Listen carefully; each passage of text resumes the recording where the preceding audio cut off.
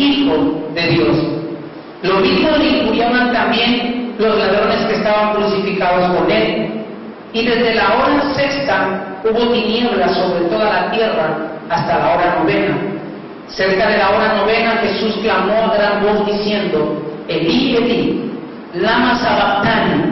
Esto es: Dios mío, ¿qué me has desamparado? Algunos de los que estaban allí decían al oírlo: a Elías llama este. Y al instante, corriendo uno de ellos, tomó una esponja y la empapó de vinagre, y poniéndola en una caña, le dio a beber. Pero los otros decían: deja, veamos si viene Elías a librarle. Mas Jesús, habiendo otra vez clamado a gran voz, entregó el Espíritu. Y aquí el velo del templo se rasgó en dos, de arriba abajo, y la tierra tembló, y las rocas se partieron, y se abrieron los sepulcros, y muchos cuerpos de santos que habían dormido se levantaron, y saliendo de los sepulcros, después de la resurrección de él, vinieron a la santa ciudad y aparecieron a muchos. El centurión y los que estaban con él, guardando a Jesús, visto el terremoto y las cosas que habían sido hechas, temieron en gran manera y dijeron: verdaderamente, este era Hijo de Dios. Amén. Ahora vaya conmigo al capítulo 28, versículo 1, porque aquí habla de la resurrección. Pasado el día de reposo, al amanecer del primer día de la semana, vinieron María Magdalena y la otra María a ver el sepulcro, y hubo un gran terremoto, porque, oiga, un ángel del Señor descendió del cielo, y llegando removió la piedra y se sentó sobre ella. Su aspecto era como un relámpago, y su vestido blanco como la nieve. Y de miedo de él los guardias temblaron y se quedaron como muertos.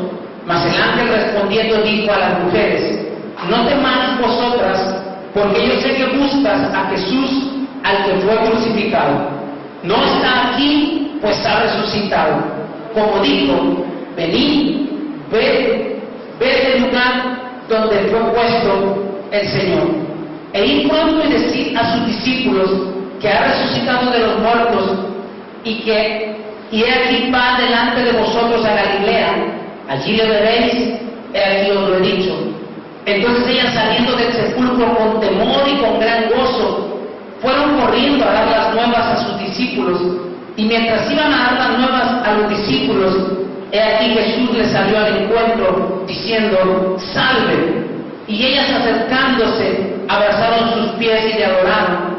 Entonces Jesús les dijo: no temáis, id y dad las nuevas a mis hermanos, para que vayan a Galilea, y allí me verán. Verso 16. Pero los 11 discípulos se fueron a Galilea, al monte donde Jesús les había ordenado, y cuando le vieron le adoraron, pero algunos dudaban. Y Jesús se acercó y les habló, diciendo: toda potestad me es dada en el cielo y en la tierra. Por tanto, id y haced discípulos a todas las naciones, bautizándolos en el nombre del Padre, y del Hijo y del Espíritu Santo, enseñándoles que guarden todas las cosas que os he mandado, y aquí yo estoy con vosotros todos los días, hasta el fin del mundo. Amén.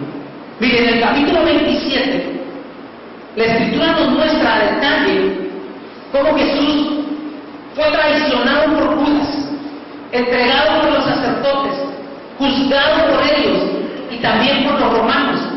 Fue humillado como hombre, ya que lo desnudaron.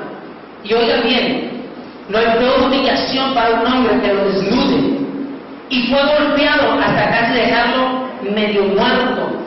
Y yo le dije que reparara en una palabra que era escarnecido. Y escarnio, dice el diccionario, es una burla muy ofensiva y humillante que se hace con la intención de herir y de ofender. O sea, no solo se burlaron de él, lo humillaron de tal manera que querían lastimarlo, y finalmente fue crucificado en un madero. Y la pregunta sería esta mañana: ¿por qué Jesús hizo todo esto? ¿Para ¿Para qué hizo esto? ¿Para qué soportó lo que ningún hombre, oiga bien, había soportado sobre la tierra? ¿Y qué logró Jesús con esto? Y usted va a decir, salvarme. Sí. Y yo le digo, ¿y qué más?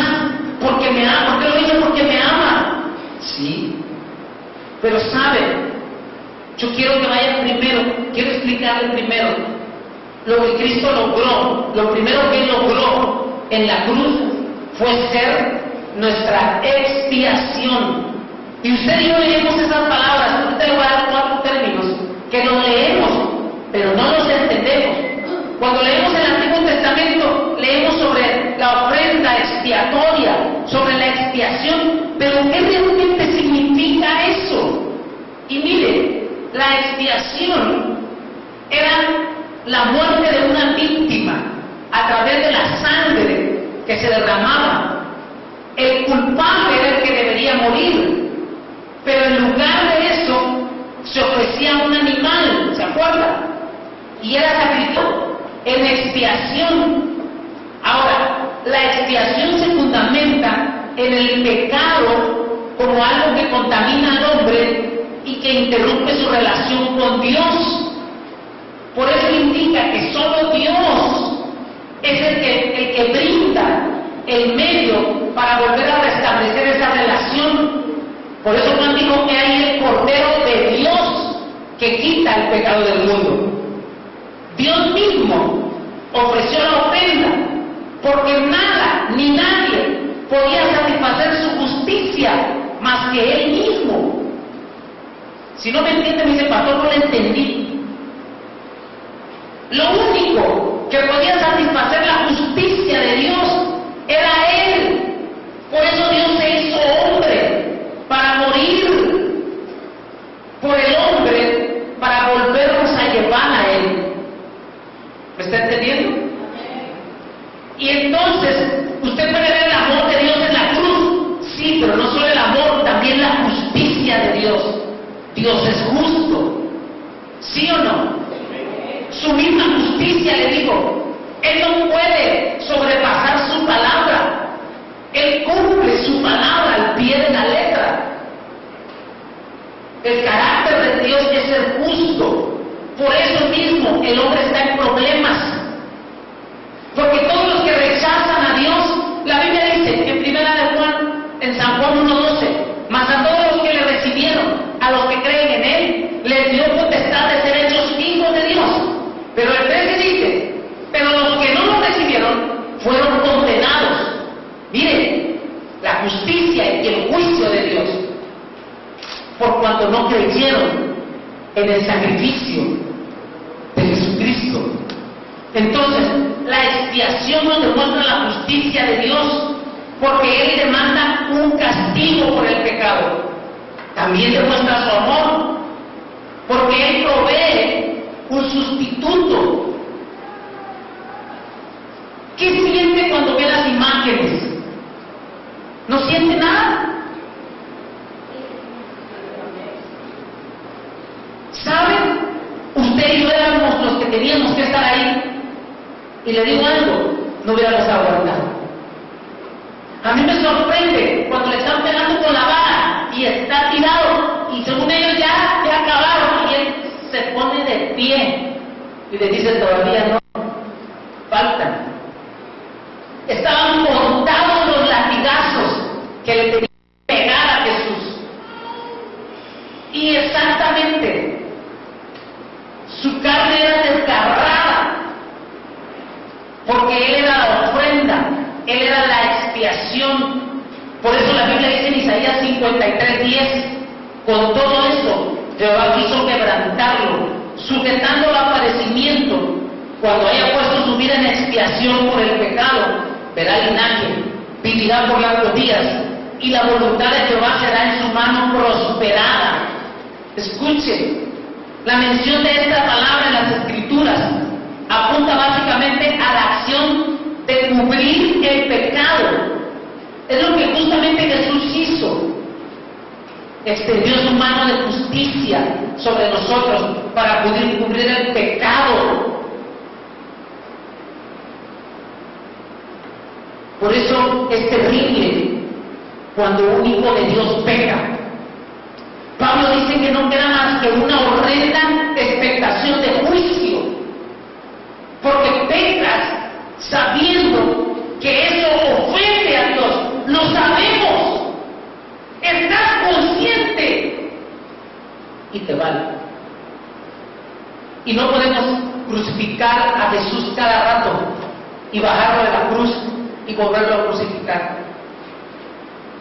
Jesús hizo eso. Fue la eficacia de su sangre que cubre nuestras iniquidades. Eso es la expiación. Cuando Adán y Eva pecaron en el jardín del Edén, la vergüenza, la desnudez. Yo le pregunto, digo, si todavía siente vergüenza, ¿no le da vergüenza cuando peca? ¿No siente algo? ¿Qué hicieron Adán y Eva cuando pecaron? Mire, cuando tú y yo pecamos, lo primero que hacemos es alejarnos de Dios. Cuando Dios dice en su palabra que si pecamos tenemos un abogado, a Jesucristo, pero tenemos que arrepentirnos, porque usted no puede permanecer en el mismo pecado. La Biblia dice, el que mienta, ya no mienta. El que robe, ya no robe. El que adultera, ya no adultere. Santifíquese, dice Dios. Por eso, esta palabra, Él logró ser nuestra expiación. Adán y Eva tenían vergüenza, que no han descubierto su pecado. Y entonces, era necesario que alguien fuera el sustituto. Por eso la Biblia dice ahora en Romanos 4:7, bienaventurados aquellos cuyas iniquidades son perdonadas y cuyos pecados son cubiertos. Amén. Bienaventurados usted y yo. Ahora somos bienaventurados. Por eso, en el día del juicio, oiga bien, va a haber más misericordia, dice, para Sodoma y Gomorra que para nosotros. Va a haber más misericordia para Nínive, porque ellos le dijeron, Nínive será destruida, y ellos se arrepintieron. El hombre no quiere arrepentirse. Hoy queremos seguir viviendo igual. No es posible. Mire, toda persona que cree con todo el corazón en el sacrificio de Cristo como el único medio para alcanzar salvación, obtiene la expiación de sus pecados. Lo segundo que logró Cristo, logró ser nuestra propiciación. ¿Y qué significa eso? Mire, la palabra propiciación no solo es la acción de cubrir nuestros pecados, sino que trata con la tarea de aplacar la ira de Dios. Él fue nuestra propiciación, y esa propiciación, ese sacrificio no dejó que la ira de Dios cayera sobre nosotros. Por eso la Escritura dice que por sus misericordias no hemos sido consumidos. Tú y yo deberíamos estar muertos. Esa es la verdad. Porque ahora sabemos, conocemos, estamos conscientes. ¿Está aquí conmigo?